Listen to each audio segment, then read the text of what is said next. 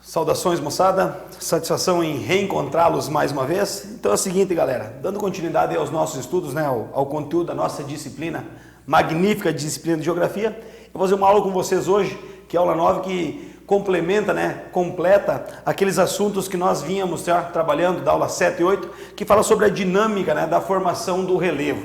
Então é uma aula que fala sobre as principais características do relevo brasileiro. Esse é o nosso objetivo, tá? Tentar entender aí mais ou menos, compreender as principais características do relevo brasileiro e alguns processos que influenciaram, nessas características aí.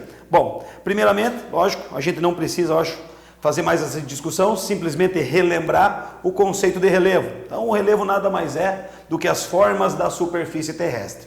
Ponto. Uma coisa que eu peço para vocês tomarem muito cuidado, que é uma coisa que é parecida, mas não é igual, são os conceitos de estruturas geológicas e relevo. As estruturas geológicas são as bases, certo? Que com o passar do tempo acabam sendo transformadas e dando a forma de relevo. Como nós já havíamos visto nas aulas anteriores, as principais estruturas geológicas do Brasil quais são?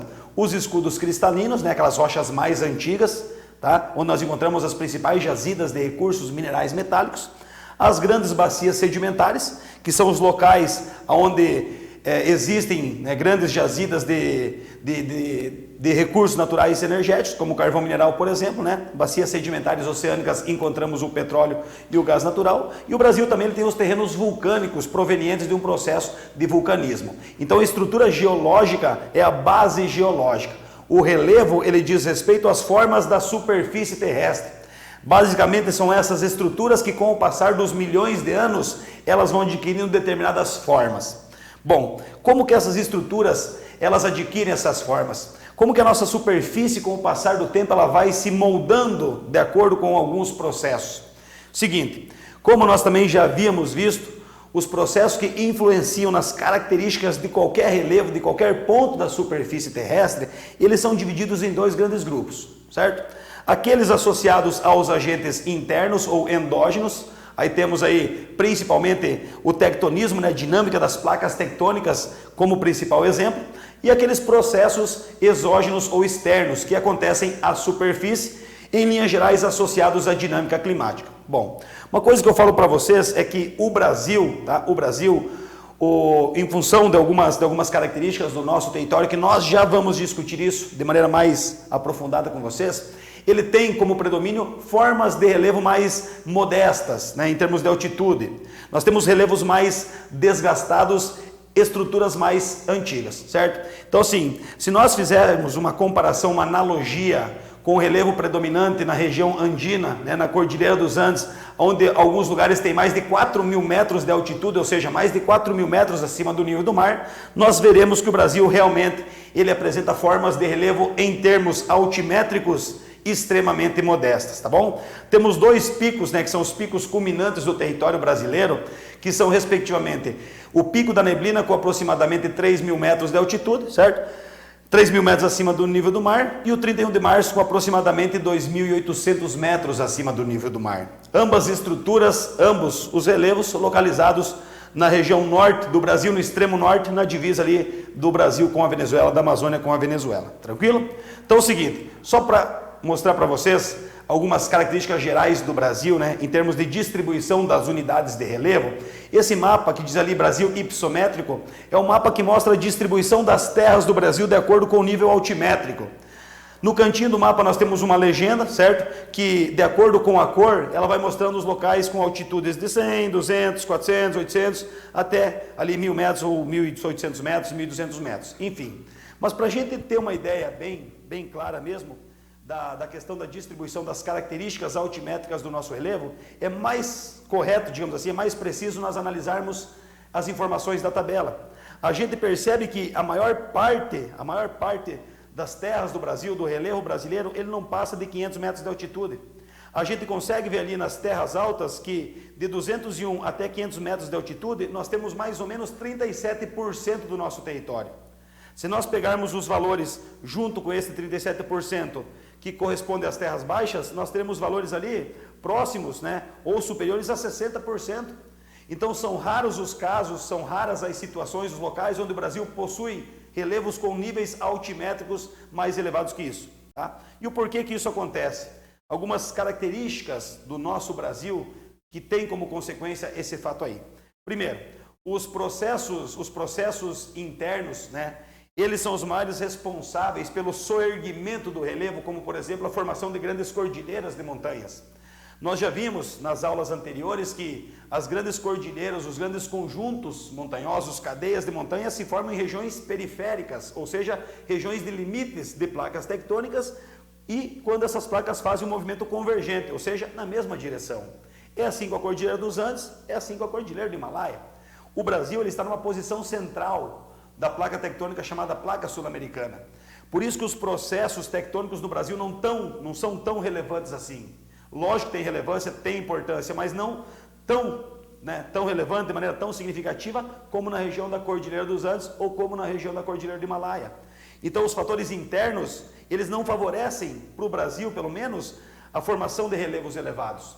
Outro detalhe também, o Brasil é um país que já nós vimos nas aulas passadas, ele tem a distribuição das suas terras predominantemente em regiões tropicais.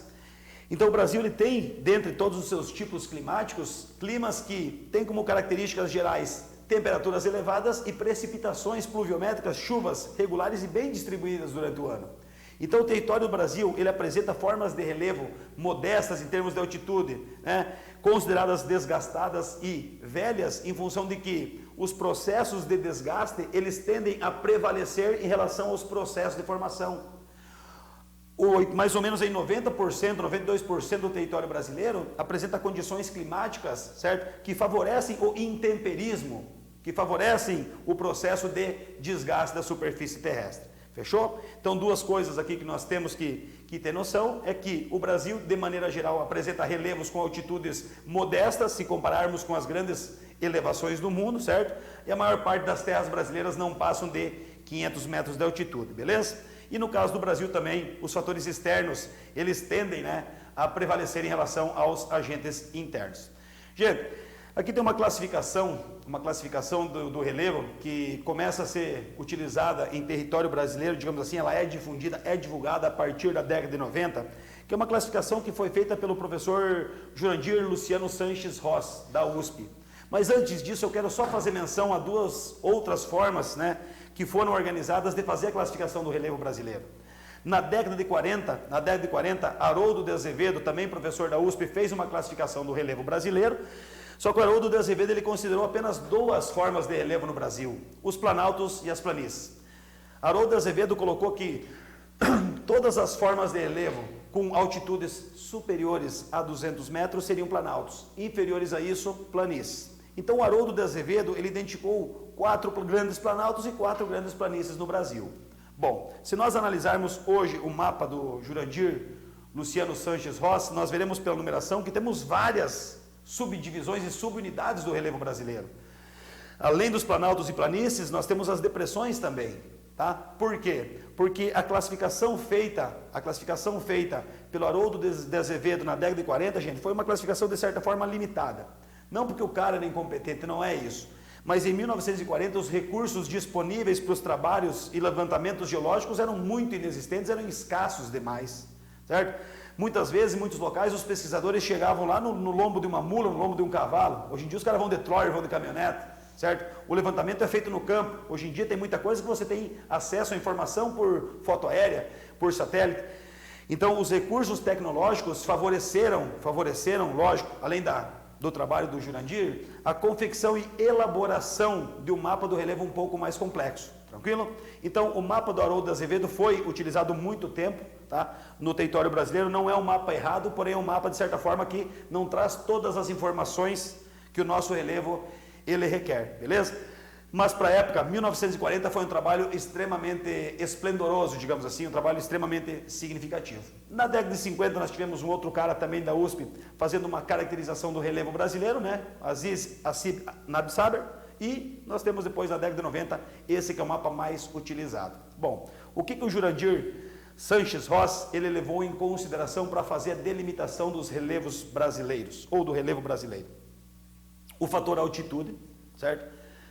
O nível altimétrico, né? A distância em relação ao nível do mar, a altura do relevo, ele levou em consideração o processo predominante, ou seja, se o que predomina é o desgaste ou o que predomina é a sedimentação, e ele levou em consideração também a estrutura geológica onde o relevo se forma.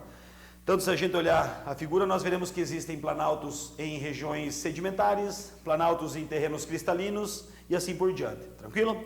Só uma dica que eu dou para vocês.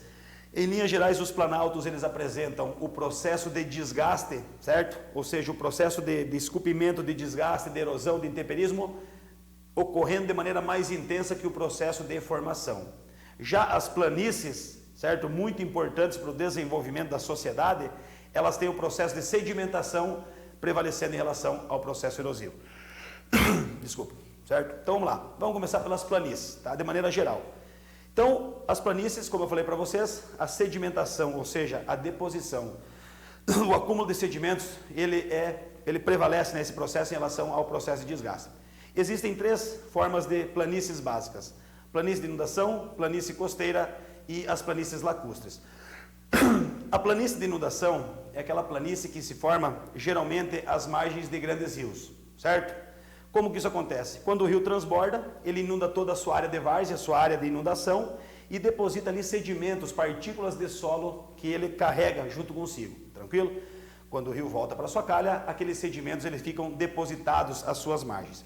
Um exemplo de planície de inundação, nós temos a planície amazônica, a planície do rio Paraguai, né, na região pantaneira.